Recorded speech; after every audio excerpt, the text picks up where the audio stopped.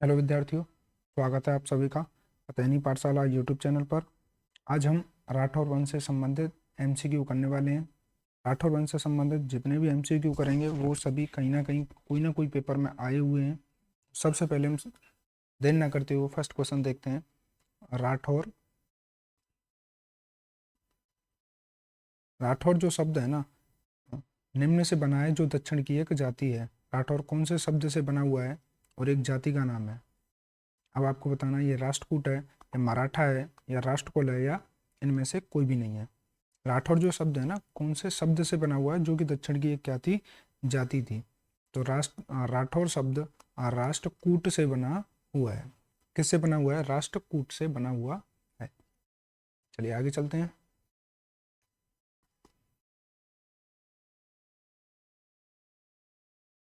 देखिए, राठौर शब्द भाषा में एक राज राजपूत जाति के लिए प्रयुक्त हुआ है। जो राठौर शब्द है ना, ये कौन सी जाति के लिए उपयुक्त हुआ है? ये हुआ है राठौर राजपूत जाति के लिए, जिसे संस्कृत में राष्ट्रकूट कहते हैं। संस्कृत में क्या बोलते हैं? राष्ट्रकूट। राष्ट्रकूट का प्राकृतिक रूप रट उड़ है, जिसे रा अड उड़ या राठौर बनता है। देखिए, जाति बतानी है। राठौर जो शब्द है ना, वो कौन सी जाति के लिए प्रयुक्त किया गया है? राजपूत जाति के लिए। जैसे संस्कृत में क्या बोलते हैं? राष्ट्रकूट बोलते हैं। ठीक है। अशोक के शिलालेखों में कुछ दक्षिण जातियों के लिए रिष्टिक, लटिक और रटिक, कौन कौन से अशोक के जो शिलालेख है ना, उसमें कुछ दक्षिण जातियों के लिए रिष्टिक, लटिक और रटिक शब्दों का प्रयोग किया गया है। ये सभी शब्द किससे बने हुए हैं? रट्ट के प्राकृतिक रूप में, जो राष्ट्रकूट शब्द से मेल खाते हैं। कौन से? रिष्टिक, लटिक और रटिक। ये सभी रट्ट शब्द के प्राकृतिक रूप हैं जो कि राष्ट्रकूट शब्द से मेल खाते हैं। इसका तात्पर्य यह है कि राठौर जो शब्द है ना, राठौर शब्द राष्ट्रकूट से संबंधित है और उस जाति विशेष के लिए प्रयुक्त हुआ है। ठीक है, बताइए। अगर हम देखें, राठौर जो शब्द है ना, वो कौन सी जाति के लिए प्रयुक्त किया गया है? बताओ कौन सा? राठौर कौन सी जाति के लिए प्रयुक्त किया गया? राजपूत जाति के लिए। कौन सी जाति के लिए प्रयुक्त किया गया ये शब्द? राजपूत जाति के लिए। और इसे संस्कृत में क्या बोलते हैं? राष्ट्रकूट।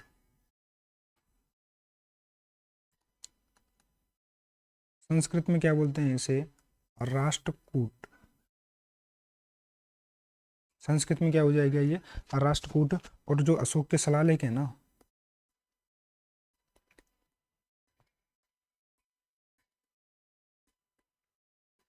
अशोक के शिलालेख, अशोक के शिलालेखों में क्या वर्णन है?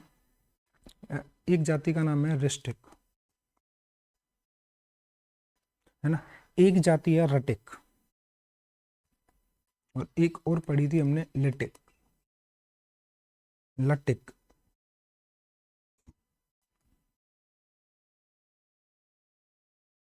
ये तीनों की तीनों जातियां किस शब्द से मेल खाती हैं? रट्ट शब्द से। और रट्ट किसका प्राकृतिक रूप है? राष्ट्रकूट का। ठीक है भाई, चलो अब देखते हैं अगला क्वेश्चन।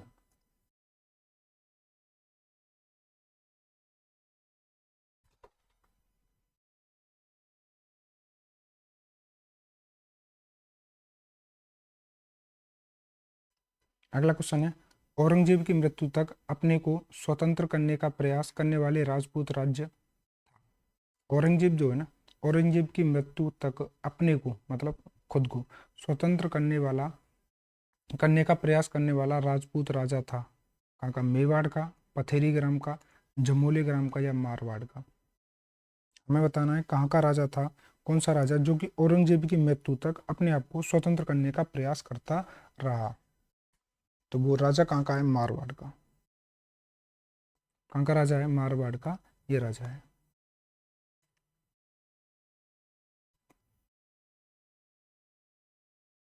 देखिए, मारवाड़ राज्य एक ऐसा राजपूत राज्य था जिसने औरंगजेब की मृत्यु तक अपने आप को स्वतंत्र करने का प्रयास किया था। अगला क्वेश्चन देखें।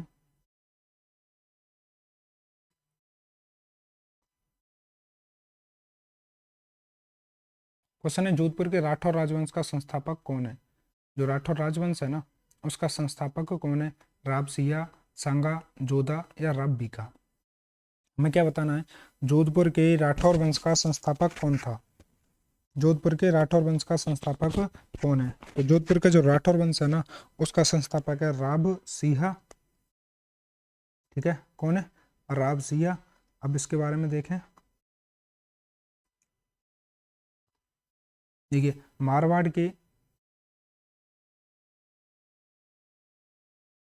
के राठौर वंश का संस्थापक कौन है? राव सिंह है।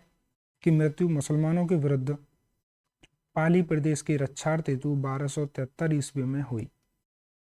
मारवाड़ के राठौर वंश का संस्थापक कौन है? राव सिंह। और इसकी जो मृत्यु है ना, वो कब हुई है? मुसलमानों के विरुद्ध में हुई है। और कहाँ पे हुई थी? पाली प्रदेश में। और किसकी रक्षार्थ के लिए? गायों की रक्षार्थ के लिए हुई थी। आगे देखें। राव सिंह के वंशज वीरमदेव। राव सिंह के वंशज कौन है? वीरमदेव के पुत्र राव चूड़ा ने मारवाड़ की केंद्रीय शक्ति का केंद्र मंडोर को राजधानी बनाया। अगर हम देखें मंडोर को राजधानी किसने बनाया था, तो मंडोर को राजधानी बनाया राव चूड़ा ने। मंडोर को राजधानी बनाने वाले कौन है?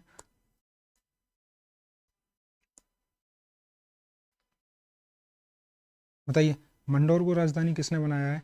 राव चूड़ा ने। और राव चूड़ा के पिता का क्या नाम था? वीरम देव। राव चूड़ा के पिता का क्या नाम है? वीरम देव, जो कि राव चूड़ा के पिता हैं। और राव चूड़ा ने ही क्या बनाया है? मंडोर को अपनी राजधानी बनाया है। ठीक है, अगला क्वेश्चन देखें। अगला क्वेश्चन है मारवाड़ के राठौर वंश का संस्थापक कौन था? राव सिंह, राव जोधा, राव चूड़ा या राव रणबल? कौन सा क्वेश्चन है? मारवाड़ में राठौर वंश का संस्थापक राव सिंह।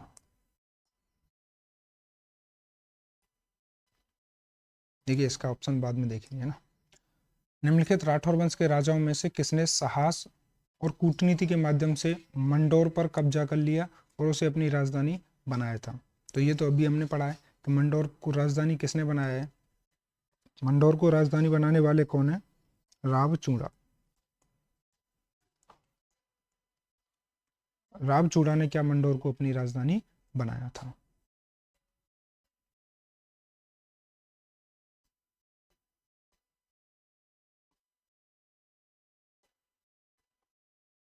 उसके ऑप्शन क्या क्या थे? उसके ऑप्शन ये है राव हम्बीर, राव चूड़ा, राम मालदेव, राव चंद्रसेन। इसका राइट आंसर कौन सा हो जाएगा? राव चूड़ा। जिसको राव चूड़ा क्या करता है? मंडोर को अपनी राजधानी बनाता है। और इसके पिता का क्या नाम है? राव चूड़ा के पिता का नाम है वीरम देव। क्या नाम रहेगा? वीरम देव।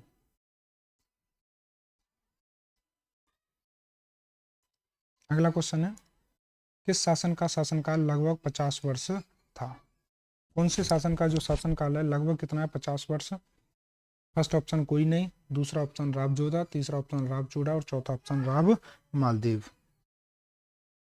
इसका जो राइट आंसर है ना, वह राव जोधा।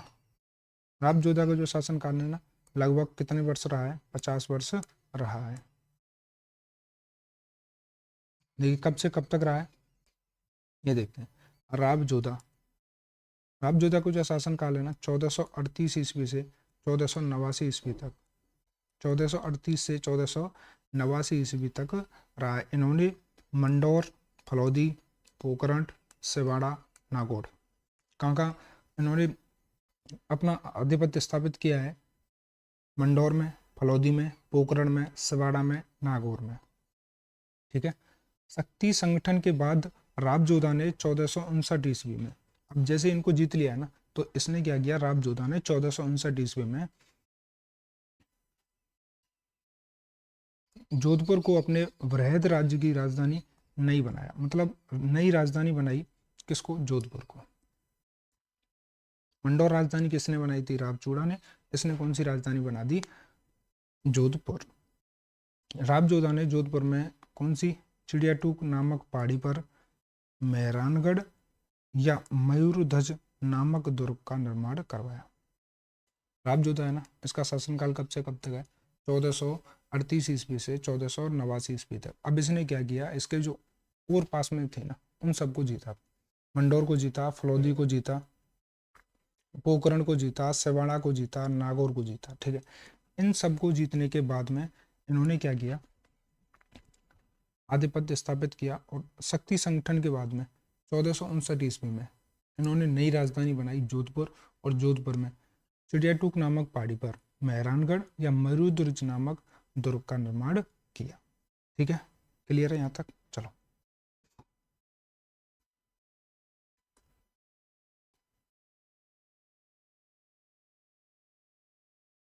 अगला क्वेश्चन है, राव जोधा ने किस वर्ष में जोधपुर नगर की स्थापना की थी? बताइए, जोधपुर नगर की राव जोधा ने स्थापना कब की है? 1459 ईस्वी को।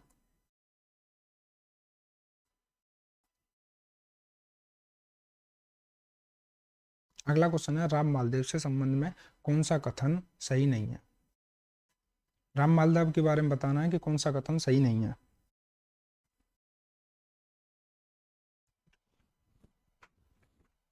पहला है, उसकी माता पद्मा कुमारी मेवाड़ से संबंधित थी, उसने खानवा के युद्ध में महत्वपूर्ण भूमिका निभाई, उसने अपने पिता राव गंगा की हत्या की, उसने बीकानेर के राव जस्सी को परास्त किया।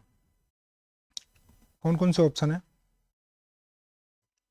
उसकी माता पद्मा कुमारी मेवाड़ से संबंधित थी? नहीं थी, ये मेवाड़ से संबंधित नहीं थी, और ना ही उसने खानवा के युद्ध में कोई महत्वपूर्ण भूमिका निभाई थी। ये दोनों लास्ट वाले दोनों ठीक हैं, लेकिन पहले दोनों ऑप्शन सही नहीं है। तो इसका ये राइट आंसर हम कोई से भी नहीं मान सकते, एक और दो मान सकते हैं जो कि ऑप्शन में नहीं है।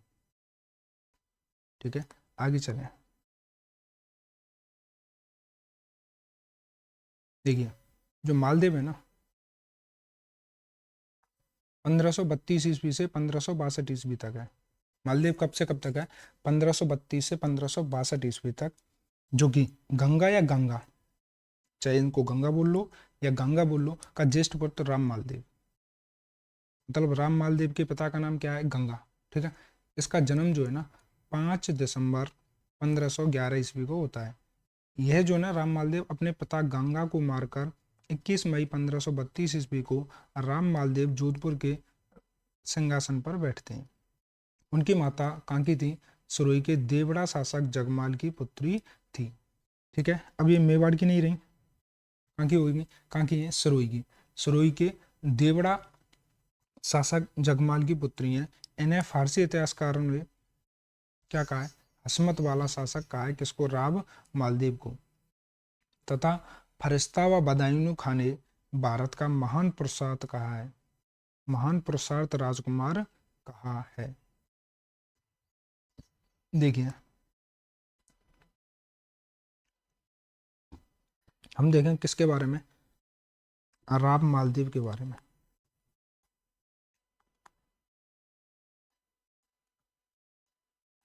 राव मालदेव का जो शासनकाल है ना, कब से कब तक पढ़ा था हमने? 1532 ईस्वी से 1562 ईस्वी तक। ठीक है, 1532 से 1562 ईस्वी तक। इसके पिता का नाम क्या था? पिता का नाम हमने देखा था राव गंगा, राव गंगा। इसका माता जो थी ना, इनकी माता का नाम था जगमाल। जगमाल की तो पुत्री थी, है ना माता। और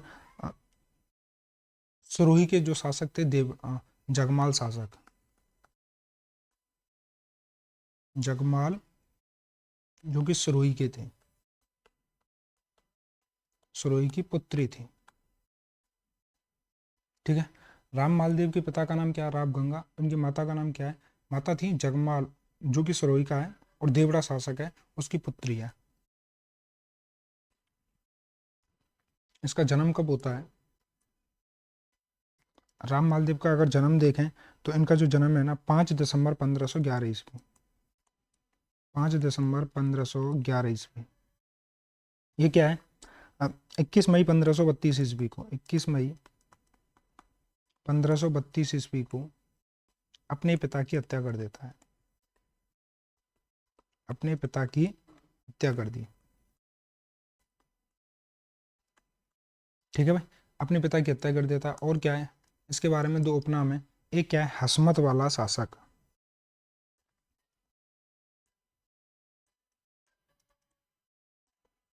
हसमत वाला शासक। एक और इसका उपनाम है, दूसरा उपनाम है भारत का महान प्रसाद राजकुमार, भारत का महान प्रसाद राजकुमार। ठीक है, फर्स्ट क्या था, हसमत वाला शासक। सेकंड में क्या हो जाएगा, भारत का महान प्रसाद शासक, जो कि किसने कहा है, ये कहने वाले हैं बदायूं। ये किसने कहा था, बदायूं। बताइए राम मालदेव कब से कब तक है, 1532 ईस्वी से 1562 ईस्वी तक। इसके पिता का नाम क्या है, गंगा। माता कहाँ की थी, माता थी जगमाल, जो कि सरोई के हैं। और सरोई के कौन से शासक हैं, देवड़ा शासक है, उनकी पुत्री है। इनका जन्म कब होता है, 5 दिसंबर 1511 ईस्वी को। और 21 मई 1532 ईस्वी को ये अपने पिता की क्या कर देता है, हत्या कर देता है। ठीक है, चलो अगला क्वेश्चन है, फारसी इतिहासकार है अबुल फजल बदायूं निजामुद्दीन ने राजस्थान के किस शासक को हसमत वाला शासक कहा है। बताइए, हसमत वाला शासक किसको कहा गया है, राव मालदेव को कहा गया है।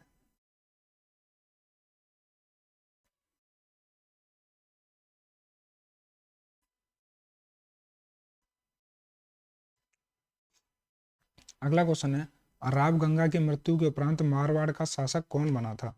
तो मारवाड़ का शासक राव गंगा की तो मृत्यु की थी, किसने की थी, राव मालदेव ने की थी। मालदेव इनको पिता मारकर शासक बनता है। अगला क्वेश्चन है,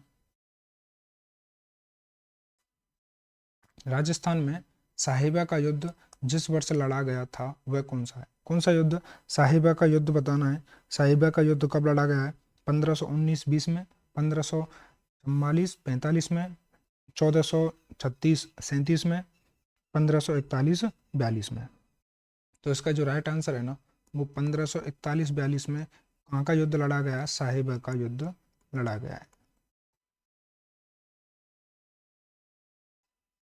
ठीक है, 1541-42 में कहाँ का युद्ध लड़ा गया है, साहिबा का युद्ध लड़ा गया है, जो कि राम मालदेव ने लड़ा था। अब देखें थोड़ा सा इसके बारे में। देखिए, कन्नौज के युद्ध में, कब कन्नौज का युद्ध कब होता है, 1540 में। पराजित हुमायूं द्वारा शरण मांगने पर इन्होंने इनकार कर दिया। अब क्या होता है, 1541-42 में पाहुबा बोलो चाहे साहिबा बोलो के युद्ध में बीकानेर के राव जस्सी को इन्होंने हराया था। किसको हराया है, 1541-42 ईस्वी में साहिबा के युद्ध में बीकानेर के राव जस्सी को मार ही दिया था। हराने की तो बात ही छोड़ो, राव जस्सी को मारा दिया था। कनौज का युद्ध कब होता है, 1540 ईस्वी में। और उसके बाद में पाइबा और साहिबा का युद्ध कब होता है, 1541-42 ईस्वी में होता है। और उसमें पाइबा बोलो चाहे साहिबा बोलो, किस किस के बंद में होता है, बीकानेर के राव जस्सी को हराया है। हम यहाँ पे और नोट कर लें इसको, कौन सा युद्ध पढ़ा है हमने, साहिबा या पाहिबा का युद्ध। कब है बताओ, 1541 से 1542 ईस्वी में। और किस किस के मध्य में हुआ है ये युद्ध, बीकानेर के कौन है, बीकानेर के राव जस्सी, और कौन थे, मालदेव। इसकी क्या होती है, हार। ठीक है, और एक और युद्ध पड़ा था, कौन का युद्ध, कन्नौज का युद्ध, कन्नौज का युद्ध। और कन्नौज का युद्ध कब होता है, कन्नौज का युद्ध हुआ है 1540 ईस्वी में।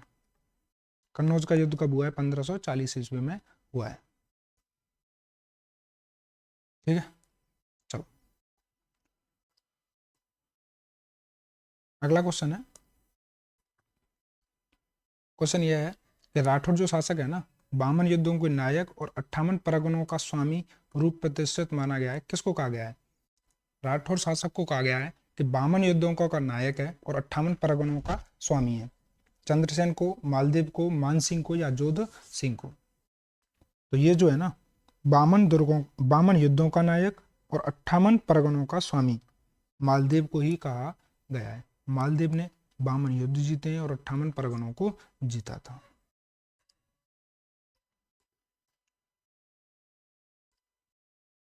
देखिए, फारसी इतिहासकार फरिश्ता के अनुसार, इतिहासकार कौन है? फरिश्ता। और हशमत वाला शासक कहने वाला कौन है? बदायूं। फारसी इतिहासकार जो है ना फरिश्ता, फरिश्ता के अनुसार मालदेव के राज्य में 58 परगने थे। कितने परगने थे? 58 परगने थे, एवं उसने 52 युद्धों में विजय प्राप्त किए। शासक कौन है? फरिश्ता। मारवाड़ की ख्यात के अनुसार मालदेव 52 युद्धों का विजेता था। मालदेव ने सोजत दुर्ग, मालकोट दुर्ग जो कि मेड़ता में है, पोकरण दुर्ग का निर्माण करवाया था। मालदेव ने कौन कौन से दुर्ग का निर्माण करवाया है? सोजत दुर्ग का, जो कि कहाँ पर है? सोजत दुर्ग पाली में। मालकोट दुर्ग मेड़ता में है। पोकरण दुर्ग कहाँ पर है? जैसलमेर में। इनका निर्माण करवाया है। ठीक है, बताइए। फारसी इतिहासकार है, कौन सा है? फारसी इतिहासकार फरिश्ता है। और फरिश्ता क्या बताता है कि इसके राज्य में ना 58 परगने थे और इसने 52 युद्ध जीते हैं। मेवाड़ ख्यात में भी लिखा हुआ है कि मालदीव ने 52 युद्धों को विजेता है। मालदीव ने सोजत दुर्ग में, मालकोट दुर्ग में, पोखरण दुर्ग का निर्माण करवाया है। ठीक है भाई, चलो आगे।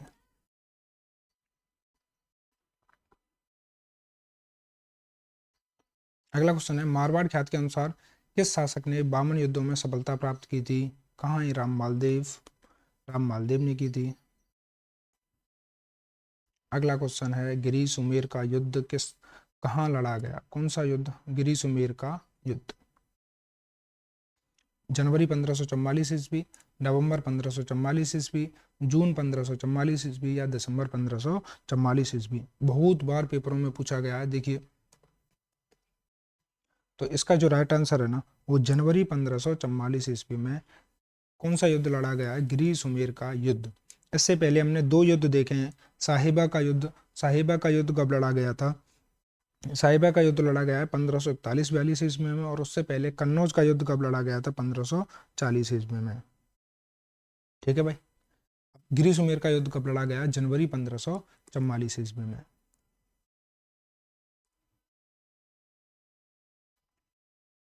कौन सा युद्ध?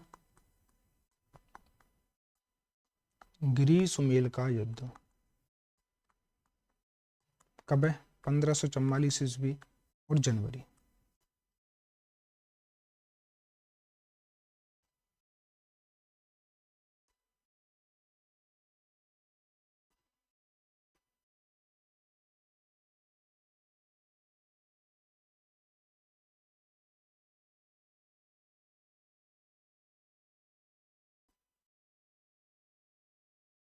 देखिए,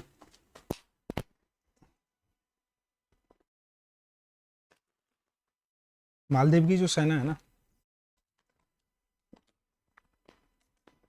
मालदीव की सेना ब्यावर जिले में जैतारण या शामिल में अफगान शासक किसके हाथों से युद्ध किया था? इन्होंने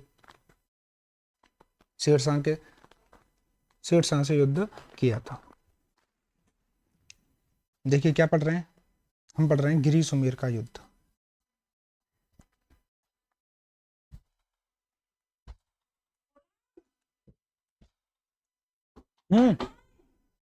रुक जा।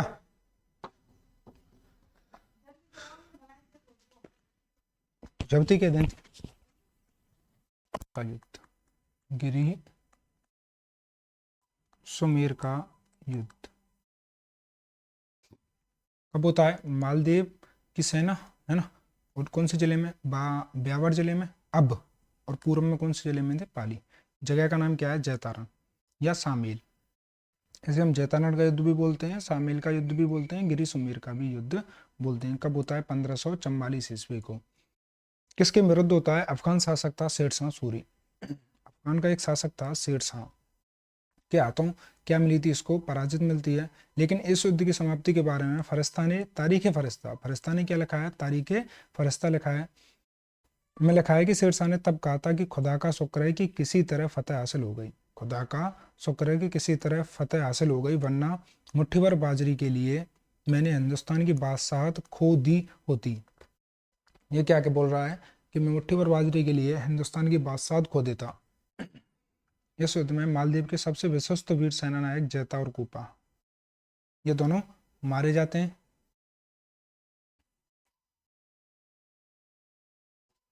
आगे देखें, बीकानेर के राव कल्याणमल और मालदीव के पूर्व सामंत वीरमदेव गिरी सुमेर के युद्ध में शेरशाह सूरी की सहायता की थी। बीकानेर के कौन थे? राव कल्याणमल, और मालदीव के कौन है? पूर्व सामंत वीरमदेव ने किसकी सहायता की है? शेरशाह सूरी की सहायता की है।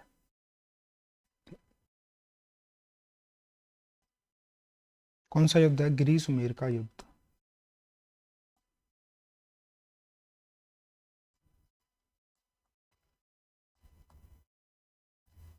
गिरी सुमेर का युद्ध कब होता है?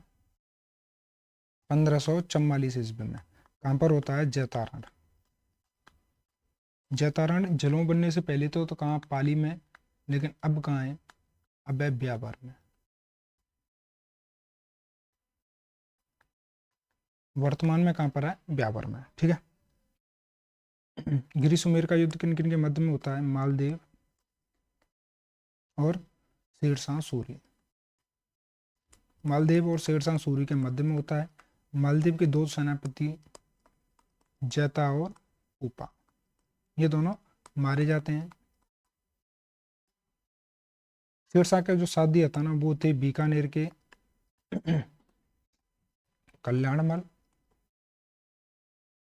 और एक था वीरमदेव का सामंत, एक था वीरमदेव जो कि कौन था? मालदेव का सामंत।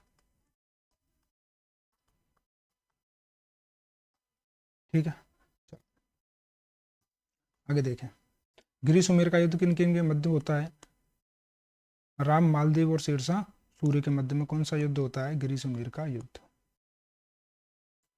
अगला क्वेश्चन है, गिरी सुमेर युद्ध में मालदेव के वीर सेनानायक मारे गए। कौन से सेनानायक मारे गए थे? जैता और कूपा। उन दो राजपूत नेताओं को पहचानिए जिन्होंने मालदीव के विरुद्ध शेरशाह से गठजोड़ किया था। कौन कौन थे बताइए? वीरमदेव और राव कल्याणमल। वीरमदेव कौन है? वीरमदेव है मालदीव का पूर्व सामंत, और राव कल्याणमल कौन है? बीकानेर का शासक।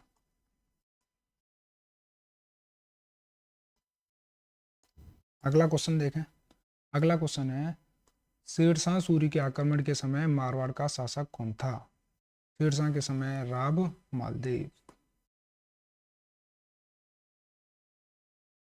अगला क्वेश्चन है, राम मालदेव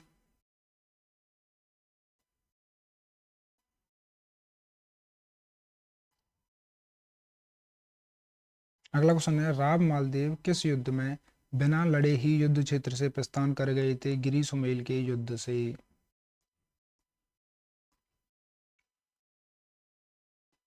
ये इसकी व्याख्या है।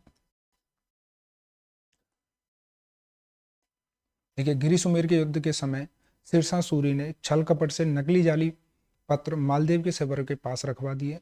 उनमें लिखा था, सरदार जैता और कूपा मालदेव को बंदी बनाकर सरकार साझा शेरशाह को सौंप देंगे। ये जाली पत्र चालाकी से राम मालदेव के पास पहुंचा दिए गए। इसमें राम मालदेव को अपने ही सरदारों पर संदेह हो गया और वह रात्रि में ही अपने शिविर से प्रमुख सेना लेकर वापस लौट गया। मारवाड़ की सेना बिखर गई। ऐसी स्थिति में मगरी के नारा चौहान ने अपने नेतृत्व में 3000 राजपूत सैनिकों को लेकर युद्ध के लिए आगे आए। अपनी स्वामी व्यक्ति पर लगे कलंक को मिटाने के लिए जैता कूपा आदि सरदारों ने पीछे हटने से इनकार कर दिया। इस युद्ध में राठौर, जैता, कूपा, पंचायत करमसौत, सोनगर अखैराज, नरा चौहान आदि मारवाड़ के प्रमुख वीर इतनी वीरता से लड़े कि शेरशाह सूरी को बहुत ही मुश्किल से विजय प्राप्त हुई थी। अगला क्वेश्चन है,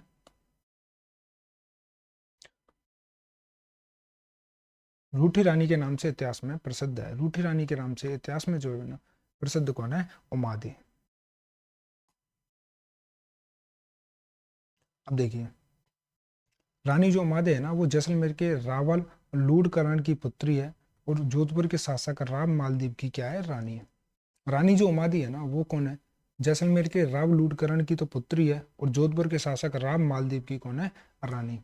ने अपने मान के कारण आजीवन मालदीव से रूठी रही और ब्रह्मचर्य व्रत का पालन कर तारागढ़ दुर्ग कहां पर? अजमेर में अपना जीवन गुजारा।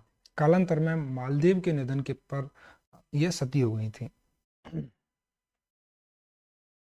देखिए क्या पढ़ा हमने, कौन सी रानी है?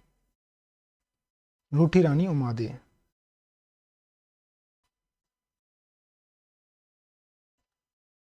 रूठी रानी उमादे। उमादे जो है ना इनके पता कौन है? पता अगर देखें तो ये हैं जैसलमेर के राव लूटकरण।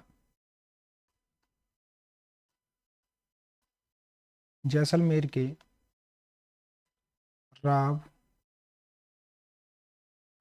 लूटकरण ये इनके पिता हैं। और अगर इनके पुत्र की बात करें,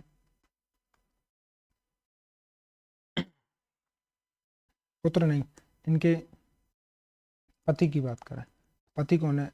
राव मालदेव। राव मालदेव है।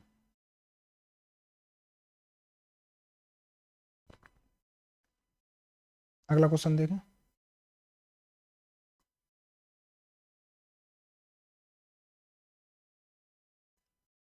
मोटा राजा ने अपनी पुत्री जगत गोसाई का विवाह किस मुगल युवराज से किया था?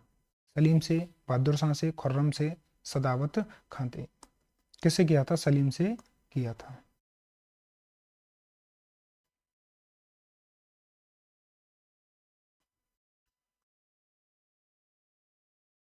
मोटा राजा उदय सिंह ने 1587 में अपनी पुत्री मानमती मतलब मानी बाई जो इतिहास में जगत गोसाई के नाम से प्रसिद्ध है का विवाह शहजादे सलीम जहांगीर के साथ किया।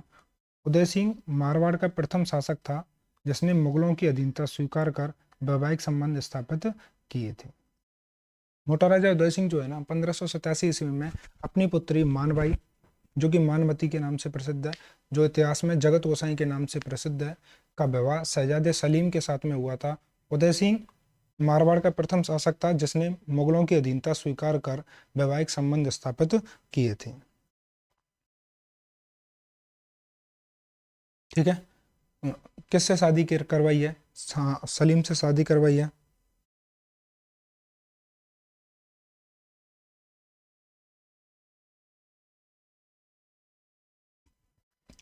अब अगले आगे देखें।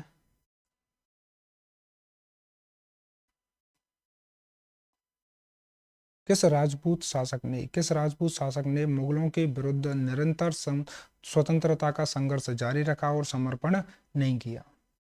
तो ऐसे तो एक ही है, रावचंद्र सेन। आगे ऑप्शन देखेंगे, इसका राइट आंसर क्या हो जाएगा? रावचंद्र सेन हो जाएगा, जो कि मारवाड़ से संबंधित है।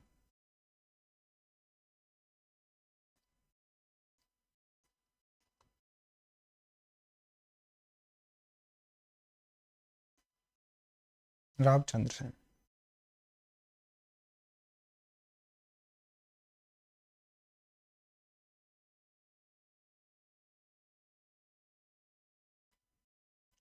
देखिए, रावचंद्र सेन मारवाड़ नरेश राम मालदीव के पुत्र हैं।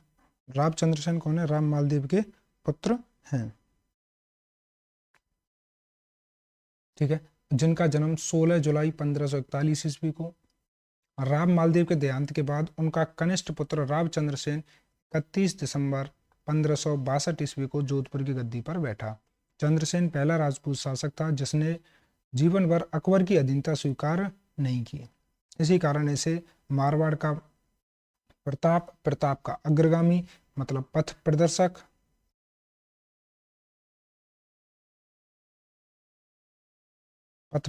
कहा जाता है। इतिहास में समुचित महत्व न मिलने के कारण चंद्रसेन को मारवाड़ का भूला बिसरा नायक कहा गया है। क्या कहा गया? क्या? देखिए सबसे पहले हमने देखा राम मालदेव, रामचंद्र सेन मारवाड़ नरेश राम मालदेव के पुत्र हैं, जिनका जन्म 16 जुलाई 1541 ईस्वी को हुआ। राम मालदेव देहांत के बाद में उनका कनिष्ठ पुत्र रामचंद्र सेन 31 दिसंबर 1562 ईस्वी को जोधपुर की गद्दी पर बैठता है। चंद्रसेन पहला राजपूत शासक है जिन्होंने जीवन भर अकबर के साथ में अधीनता स्वीकार नहीं की। इसी कारण इसे मारवाड़ का प्रताप का अग्रगामी और पथ प्रदर्शक कहा गया है। इतिहास में समुचित महत्व न मिलने के कारण चंद्रसेन को मारवाड़ का भूला बिसरा नायक कहा गया है।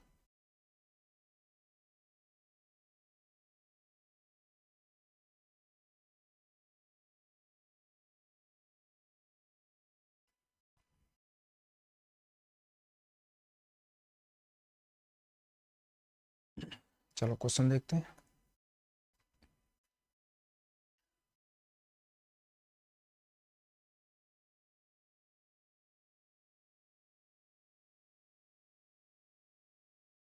देखिए रामचंद्र सेन, इनके पिता का क्या नाम है? रामचंद्र सेन के जो पिता है ना, राम मालदेव, राव मालदेव है इनके पिता का नाम है। और जो इनका जन्म है ना, चंद्रसेन का जन्म कब होता है? 16 जुलाई 1541 ईस्वी को। 16 जुलाई 1541 ईस्वी को राम मालदेव जोधपुर का शासक कब बनता है? 31 दिसंबर 1562 ईस्वी को। इसके उपनाम क्या क्या है? मारवाड़ का प्रताप, प्रताप का अग्रगामी, मारवाड़ का प्रताप, प्रताप का अग्रगामी, और मारवाड़ का भूला बिसरा शासक। मारवाड़ का भूला बिसरा शासक भी कहते हैं।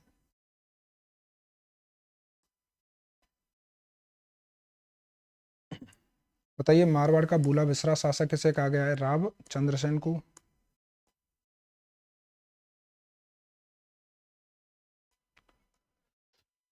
मुगल विरोधी कार्यवाही की दृष्टि से महाराणा प्रताप का पथ प्रदर्शक मारवाड़ का महाराणा प्रताप किसे कहा जाता है? रामचंद्र सेन को।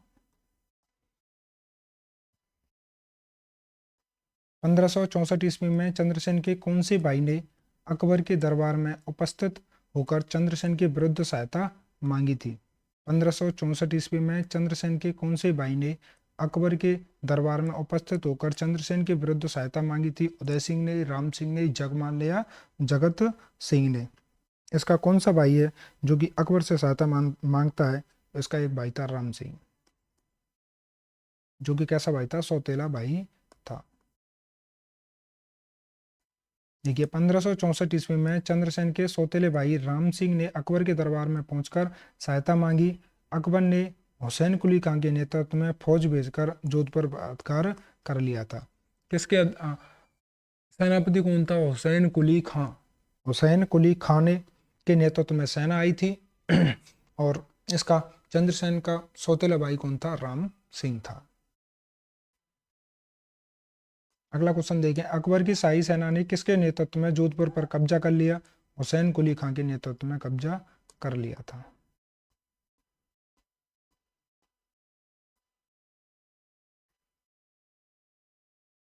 मारवाड़ के चंद्रसेन ने मुगलों से संघर्ष करने के लिए किस स्थान पर सेना को संगठित किया? मारवाड़ के चंद्रसेन ने मुगलों से संघर्ष के लिए किस स्थान पर सेना को संगठित किया? भाद्राजूड़, लोहावट, कांडूजा और खरात तल में। मारवाड़ के चंद्रसेन ने मुगलों से संघर्ष के लिए किस स्थान पर सेना को संगठित किया था? बताइए कौन सी जगह पर संगठित किया है? भद्राजूड़ में, लोहावट में, कांडूजा में या खड़ताल में? तो भद्राजूड़ में किया था। किसने? चंद्रसेन ने। आगे देखें, 1565 ईस्वी में रामचंद्र सेन ने भद्राजूड़ में रहकर मुगलों की फौजों का मुकाबला किया। 1571 ईस्वी में भद्राजूड़ का परित्याग कर सिवाड़ा की तरफ चले गए। 1565 ईस्वी में रामचंद्र सेन ने भाद्राजूड़ में रहकर मुगलों की फौज का मुकाबला किया।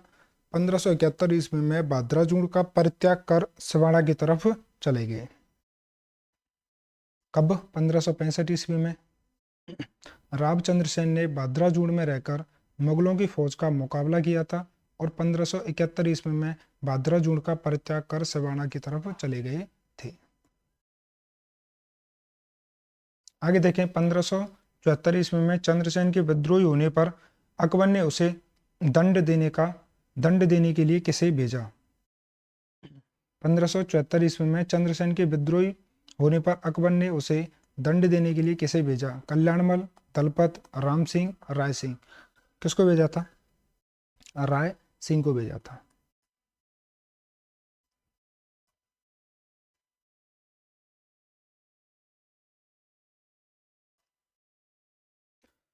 अकबर ने चंद्रसेन के अपने अधीन बनाने के लिए शाह कुली खां के साथ जगत सिंह, केशवदास मेड़तिया, बीकानेर के राय सिंह को भेजा। अकबर ने चंद्रसेन को अपने अधीन बनाने के लिए शाह कुली खां के साथ जगत सिंह, केशवदास मेड़तिया, बीकानेर के राय सिंह को भेजा था। रामचंद्र सेन ने सिवाड़ा की पहाड़ियों का आश्रय लेकर मुगल सेना से टक्कर ली थी। कहां से? सिवाड़ा की पहाड़ियों से का आश्रय लेकर मुगल से टक्कर ली थी। रामचंद्र सेन अपने सेनापति राठौर पत्ता को किले की रक्षा का भार सौंपकर पीपलोद व कांडूजा पहाड़ियों की तरफ निकल गए। शाही सेना असफल रही। इसके बाद चंद्रसेन जी को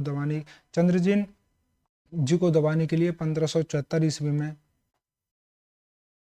जलाल खां को सिवाड़ा भेजा गया, लेकिन चंद्रसेन के हाथों वह मारा गया। फिर 1576-77 ईस्वी में शाहबाज खां के नेतृत्व में शाही सेना भेजी गई, लेकिन चंद्रसेन को पकड़ने में वह भी असफल रही।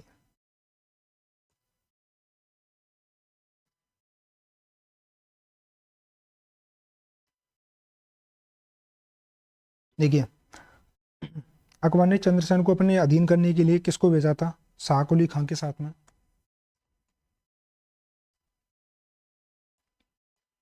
शाह कुली खां के साथ में किस किस को भेज रहा है? जगत सिंह को,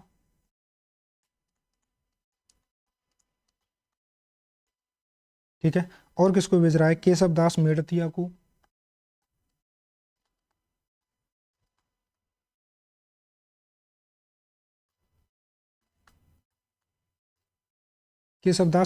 को, और किसको भेज रहा है? बीकानेर के राय सिंह को।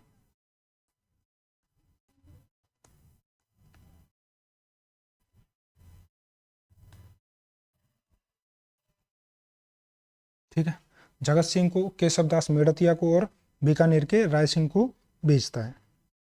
रामचंद्र सेन ने, अब जो रामचंद्र सेन है ना,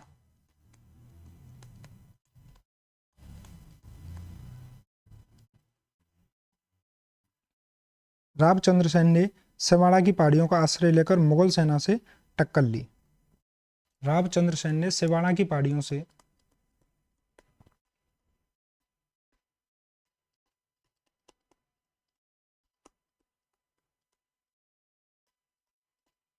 टक्कर ली थी। कहां से? सिवाड़ा की पहाड़ियों से टक्कर ली थी। ठीक है, 1574 ईस्वी में किसको भेजा था? जलाल खां को। 1574 ईस्वी में कौन आता है? जलाल खां आता है। और लेकिन जलाल खां की क्या कर देता है? मित्र मारा गया।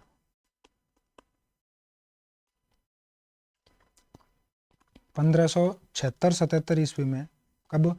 1576-77 ईस्वी में शाहबाज खां के नेतृत्व में सेना आई। किसके नेतृत्व में? शाहबाज खां। ये भी असफल रहती है, असफल रही। अगला क्वेश्चन देखें, किस अवधि में जोधपुर राज्य में शासन खालसा घोषित रहा? 1586-87, 1586-87, 84-87, कभी नहीं, या 81 से 83। तो जो खालसा घोषित रहा था ना, वो रहा था 81 से 83। रामचंद्र सेन की मृत्यु के बाद जोधपुर राज्य 1581 से 83 3 वर्ष तक खालसा रहा। 3 वर्ष बाद अकबर के द्वारा उदय सिंह को मारवाड़ राज्य का अधिकार खिलफत और खिताब सहित 1583 ईस्वी में दे दिया। इस प्रकार मोटा राजा उदय सिंह मारवाड़ का प्रथम शासक था जिसने मुगलों के साथ अधीनता स्वीकार की थी।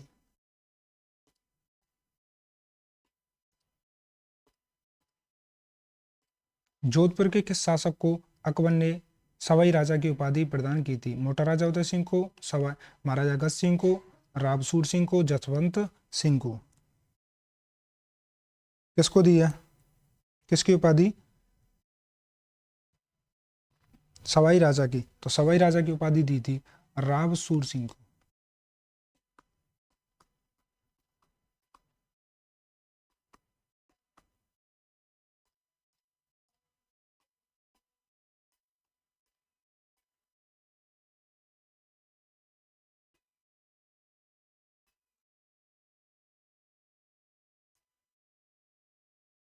सोलह सौ पांच ईस्वी में अकबर ने राजा सूर सिंह को सवाई राजा की उपाधि से सम्मानित किया था। महाराजा अगस्त सिंह किस राज्य के शासक थे? महाराजा अगस्त सिंह किस राज्य के शासक थे? कौन से राज्य के थे? बांसवाड़ा, डूंगरपुर, धौलपुर, जोधपुर? जोधपुर के।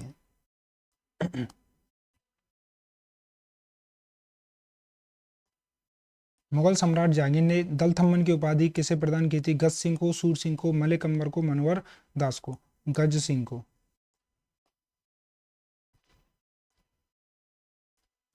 देखिए, महाराजा गज सिंह को मुगल सम्राट जहांगीर ने 1621 ईस्वी में शाहजहां खुर्रम के विरुद्ध 5000 जात एवं 4000 सवार का पद देकर भेजा तथा इनकी वीरता से प्रसन्न होकर उन्हें दलथम्मन फौज रोकने वाला की उपाधि दी थी। अगला क्वेश्चन है, राज्यारोहण के समय जसवंत सिंह का संरक्षक था राज सिंह कुपावत, गोपाल सिंह, राम सिंह, मान सिंह?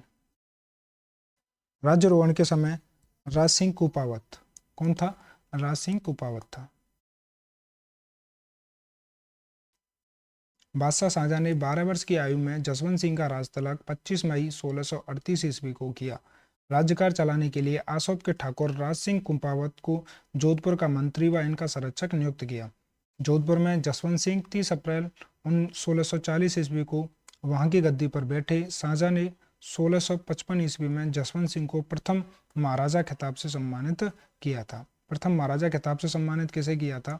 जसवंत सिंह प्रथम को।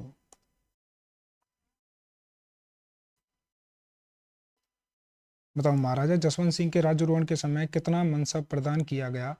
4000 जात, 4000 सवार, 4000 जात, 4000 सवार, 2 अस्पा या अस्या, 5000 जात, 5000 सवार, 5000 जात, 5000 सवार, 2 अस्पा, सिंह अस्पा। इसका राइट आंसर है 4000 जात और 4000 सवार।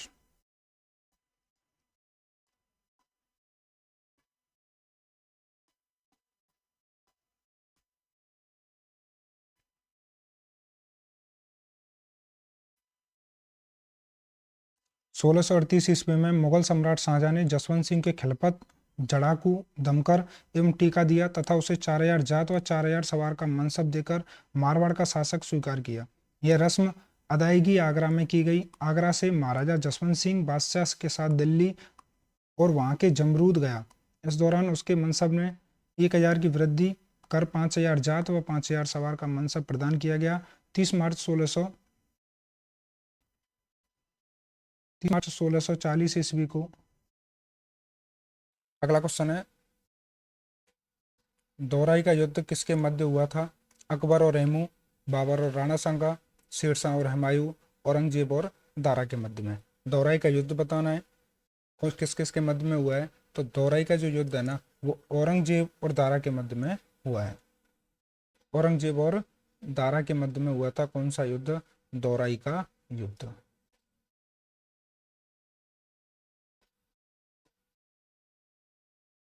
देखिए, इस युद्ध के बारे में पढ़ें। 14 मार्च 1659 ईस्वी को औरंगजेब व दारा सिखों के मध्य में दोराई का युद्ध अजमेर के निकट में लड़ा गया, जिसमें औरंगजेब की विजय होती है। आमेर के जयसिंह प्रथम के बीच बचाव से औरंगजेब और जसवंत सिंह का मनमुटाव कम हो गया। सम्राट औरंगजेब ने पुनः उसे खिताब और मनसब बहाल कर दिए। 1659 ईस्वी में महाराजा जसवंत सिंह को गुजरात का सूबेदार बनाया। देखिए, युद्ध कब होता है दोराई का? 14 मार्च 1659 को। किस किस के मध्य में? औरंगजेब व दारा सिकों के मध्य में। कहाँ का युद्ध है? दोराई का युद्ध। और दोराई कहाँ पर है? अजमेर में। यह युद्ध जीता किसने था? औरंगजेब ने यह युद्ध जीत लिया।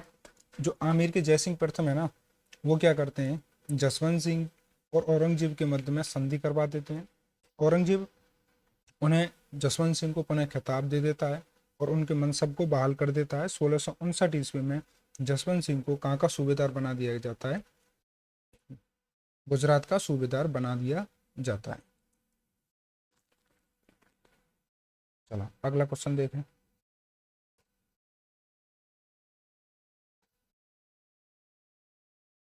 खजवा युद्ध जो कि 1659 में होता है, औरंगजेब का साथ किसने दिया था? कौन सा युद्ध है? खजवा युद्ध। कब होता है? 1659 में। औरंगजेब का साथ किसने दिया? जसवंत सिंह ने, करण सिंह ने, जय सिंह ने, भीम सिंह ने। जसवंत सिंह, करण सिंह, जय सिंह, भीम सिंह। तो इसका जो साथ देने वाले हैं जसवंत सिंह है। कौन से युद्ध में? खजवा युद्ध में। जब सूजा के संतुलन की तरफ बढ़ने के समाचार मिले तो बादशाह औरंगजेब ने महाराजा जसवंत सिंह के साथ लेकर उसके विरुद्ध चल पड़े। खजवा के मैदान में 5 जनवरी 1659 को युद्ध हुआ, जिसमें औरंगजेब की क्या होती है? विजय होती है। अगला क्वेश्चन है, दुर्गादास राठौर ने मारवाड़ के किस शासक को गद्दी पर बैठाने में सहयोग किया? किसने? दुर्गादास राठौर ने मारवाड़ के किस शासक को गद्दी पर बैठाने में सहयोग किया? जसवंत सिंह, अजीत सिंह, अमर सिंह या सूर सिंह? ऐसा कौन सा शासक है जिसको गद्दी पर बैठाने के लिए दुर्गादास राठौर ने सहायता की है? अजीत सिंह।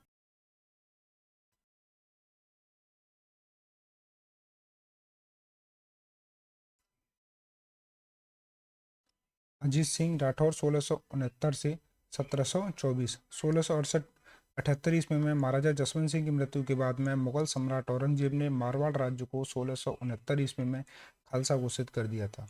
कैसे? मारवाड़ को कब? 1669 ईस्वी में, जसवंत सिंह की मृत्यु के बाद में। मारवाड़ के राठौरों ने दुर्गादास के नेतृत्व में इनके पुत्र अजीत सिंह को राजा बनाने के लिए मुगलों के विरुद्ध सफल लंबा संघर्ष किया।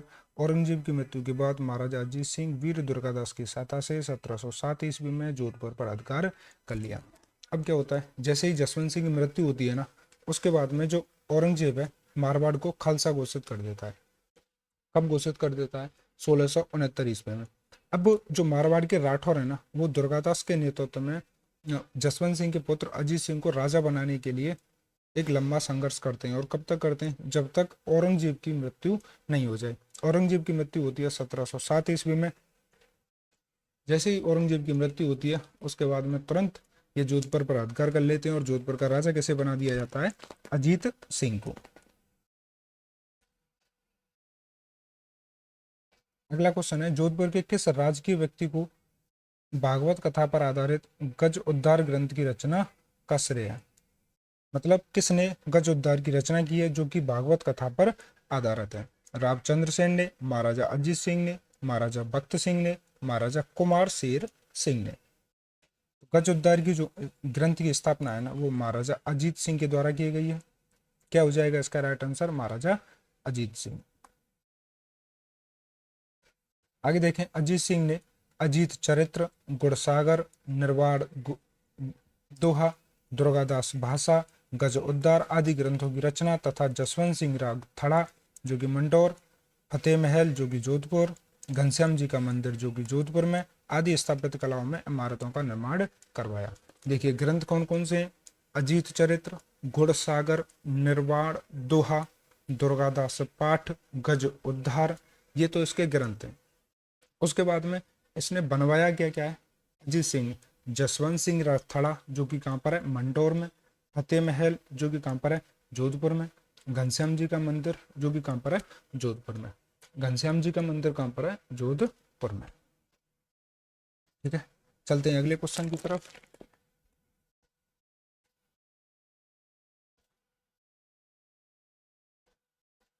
अगला क्वेश्चन है, 11 जून 1681 ईस्वी में, कब? 11 जून 1681 ईस्वी में औरंगजेब के बागी पुत्र अकबर को औरंगजेब के बागी पुत्र अकबर को दुर्गादास किस मराठा सरदार के दरबार में कोंकण साथ ले गया था? जो औरंगजेब का पुत्र है, जो कि जिसका नाम है अकबर, वो दुर्गादास के साथ में गया था और मराठा सरदार के दरबार में कोंकण गया था। कौन सा मराठा था जिसके दरबार में गया था? शिवाजी, साहूजी, संभाजी या पेशवा बाजीराव? किसके पास में गया था? संभाजी के पास में।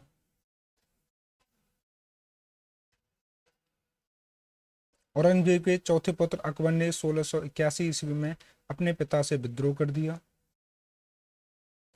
किया था, किंतु दोराई के मैदान में असफल हो जाने के बाद राजपूतों के संरक्षण दुर्गादास के मराठा सरदार संभाजी की शरण में कोंकण चला गया था। कौन? औरंगजेब का एक पुत्र था, जो कि चौथे नंबर का पुत्र था अकबर। 1681 ईस्वी में अपने पिता का विद्रोह कर दिया था, किंतु दोराई के मैदान में असफल हो जाने के कारण राजपूतों के संरक्षक, जो कि दुर्गादास है, के साथ में मराठा सरदार संभाजी के साथ उनमें कोंकण चला गया था।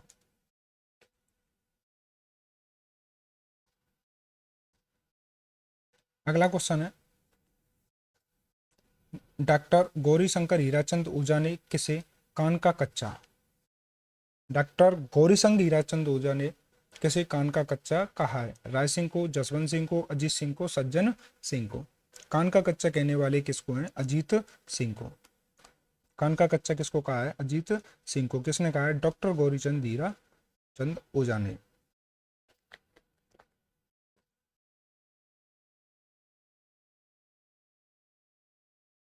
ठीक है, इतिहासकार डॉक्टर गौरीशंकर हीराचंद ओझा ने राजा अजीत सिंह को कान का कच्चा कहा है। चलते हैं अगले क्वेश्चन की तरफ। अगला क्वेश्चन है, मारवाड़ के निष्कासन के बाद दुर्गादास को मेवाड़ राज्य में क्या पद दिया था? मारवाड़ के निष्कासन के बाद में दुर्गादास को, जैसे ही मारवाड़ से निकल जाते हैं दुर्गादास अजीत सिंह को राजा बनाने के बाद में, तो ये मेवाड़ पहुंच जाते हैं। अब मेवाड़ में क्या पद दिया गया है इनको? सेनापति, हाकिम, प्रधान या मनसबदार? इनका बनाया गया था हाकिम। कहां पर? मेवाड़ में।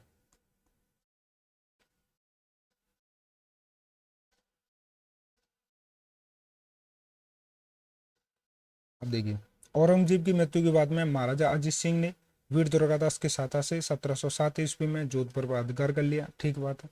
बाद में किसी कारणवश अजीत सिंह ने वीर दुर्गादास जैसे स्वामी भक्त वीर को अपने राज्य से निर्वासित कर दिया। इससे वे मेवाड़ की सेवा में चले गए। अमर सिंह द्वितीय ने उन्हें विजयपुर की जागीर दी तथा बाद में उन्हें रामपुरा का हाकिम बना दिया गया। मेवाड़ का शासक कौन है जिन्होंने दुर्गादास को शरण दिया? अमर सिंह द्वितीय। अमर सिंह द्वितीय ने कहाँ की जागीर दी थी? विजयपुर की, और बाद में रामपुर का क्या बना दिया था? हाकिम बना दिया था।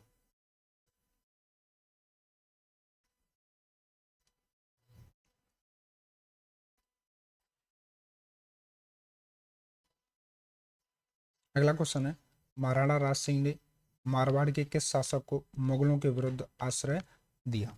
किसने? महाराजा राज सिंह ने मारवाड़ के किस शासक के मुगलों के विरुद्ध आश्रय दिया था? ऑप्शन है जसवंत सिंह, अजीत सिंह, अनूप सिंह, अभय सिंह। राइट आंसर क्या हो जाएगा? अजीत सिंह।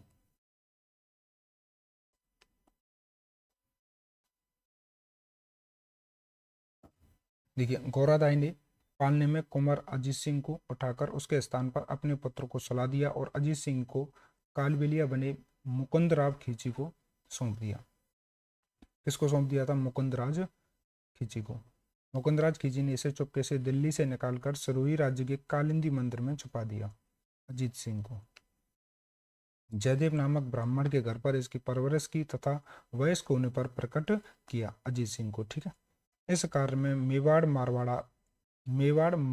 महाराणा राज सिंह सिसोदिया ने बड़ी सहायता की थी। मारवाड़ की पन्नादाय कौन है? गौरादाय। इसने क्या किया था? अजीत सिंह को उठाकर उसके स्थान पर अपने पुत्र को सुला दिया। तो मैं आर्य समाज की स्थापना किस शासन काल में हुई थी? महाराजा मान सिंह, महाराजा जसवंत सिंह, महाराजा तख्त सिंह या महाराजा सरदार सिंह? कौन सा शासन काल है? किसके शासन काल में, किसके स्थापना हुई है? आर्य समाज की स्थापना बतानी है। कौन से समाज की स्थापना? आर्य समाज की स्थापना। आर्य समाज की जो स्थापना है ना, महाराजा जसवंत सेकंड के समय में हुई है। किसके समय में? महाराजा जसवंत सेकंड के समय में। कहाँ पर हुई थी? जोधपुर में। आर्य समाज की स्थापना कहाँ पर होती है? आर्य समाज की जो स्थापना है ना, वो हुई है जोधपुर में। कहाँ पर होती है भैया? जोधपुर में हुई है। और शासनकाल कौन है? किसका शासनकाल था? महाराजा जसवंत सिंह द्वितीय का शासनकाल था। चलते हैं अगले क्वेश्चन की तरफ।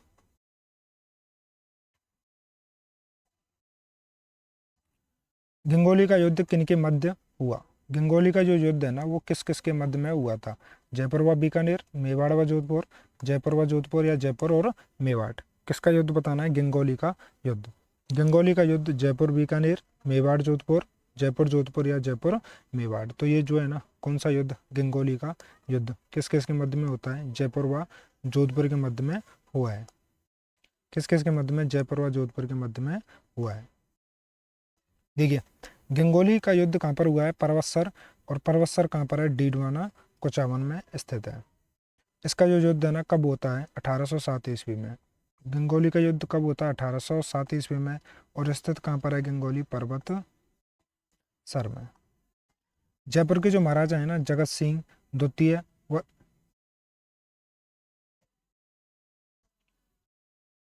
जयपुर के महाराजा जयपुर के महाराजा जगत सिंह द्वितीय व जोधपुर महाराजा मानसिंह राठौर के बीच में युद्ध होता है, जिसमें जयपुर के महाराजा जगत सिंह द्वितीय की विजय होती है। किसकी विजय होती है? जगत सिंह द्वितीय की विजय होती है। यह युद्ध मेवाड़ महाराजा भीम सिंह की राजकुमारी कृष्णा कुमारी के विवाद से हुआ था। किस विवाद के कारण हुआ था यह युद्ध? कृष्णा कुमारी के विवाद के कारण।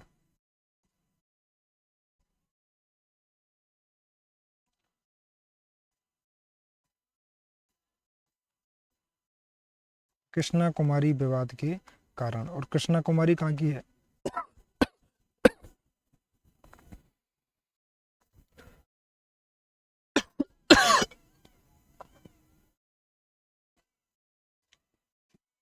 सॉरी,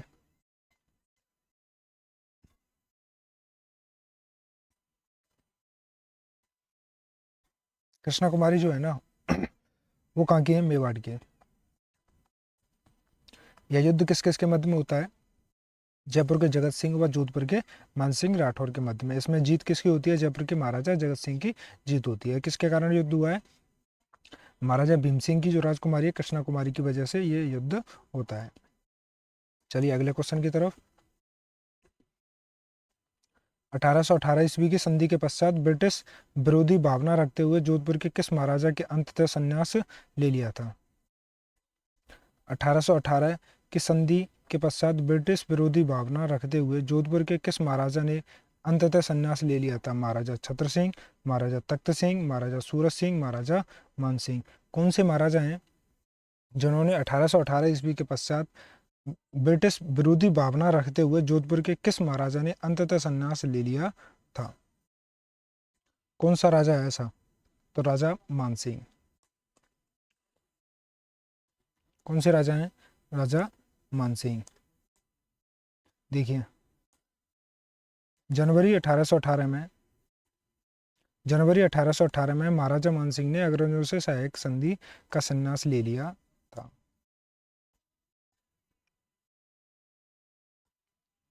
अगला क्वेश्चन है, जोधपुर महाराजा अभय सिंह और सर बुलंद खां के बीच हुए अहमदाबाद युद्ध का आंखों देखा वर्णन किस ग्रंथ में मिलता है? कहाँ पर हुआ है? जोधपुर महाराजा अभय सिंह और सर बुलंद खां के बीच हुए अहमदाबाद युद्ध का आंखों देखा वर्णन किस ग्रंथ में मिलता है? तारीख आलाई, हम्बीर महाकाव्य, वंश भास्कर व राज रूपक? ऐसा कौन सा ग्रंथ है जिसमें जोधपुर के जो महाराजा अभय सिंह है उनका और सर बुलंद खां का बीच में जो युद्ध हुआ है अहमदाबाद युद्ध, उसका आंखों देखा हाल है? तो यह है राज रूपक। कौन सी पुस्तक है? राज रूपक पुस्तक है। देखिए, महाराजा अभय सिंह को काव्य और साहित्य से अनुराग था। चारण कवि करणीदास ने उसके आश्रय में रहकर सूरज प्रकाश नामक ग्रंथ की रचना की, भट्ट जगजीवन ने अभ्युदय रत्नु शाखा के चारण वीरवान ने राजरूपक की स्थापना की। वीरवान किसकी स्थापना करते हैं? राजरूपक की। और कर्णिदान किसकी स्थापना करते हैं? सूरज प्रकाश की। ये दोनों बहुत ही मोस्ट क्वेश्चन है, पूछे जाते हैं। कर्णिदान किसकी स्थापना करते हैं? कौन सा ग्रंथ है कर्णिदान का? सूरज प्रकाश। और वीरवान का कौन सा ग्रंथ है? राजरूपक। अगला क्वेश्चन देखिए।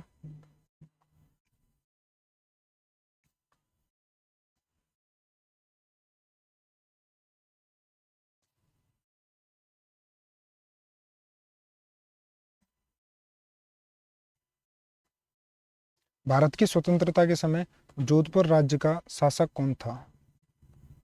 भारत की स्वतंत्रता के समय जोधपुर राज्य का शासक कौन था? महाराजा हनुमंत सिंह, महाराजा सरदार सिंह, महाराजा तख्त सिंह, महाराजा उम्मेद सिंह। किसके समय? भारत की स्वतंत्रता के समय जोधपुर राज्य का शासक कौन था? महाराजा हनुमंत सिंह, महाराजा सरदार सिंह, महाराजा तख्त सिंह, महाराजा उम्मेद सिंह। कौन सा शासक है जो कि भारत की स्वतंत्रता के समय है? तो यह है महाराजा हनुमंत सिंह। कौन से हैं?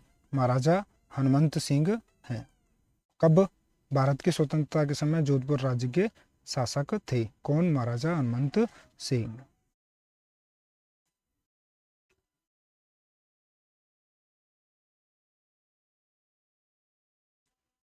देखिए, महाराजा हनुमंत सिंह जून 1947 से 30 मार्च 1949 महाराजा उम्मेद सिंह की मृत्यु के बाद में, कब? महाराजा हनुमंत सिंह है ना।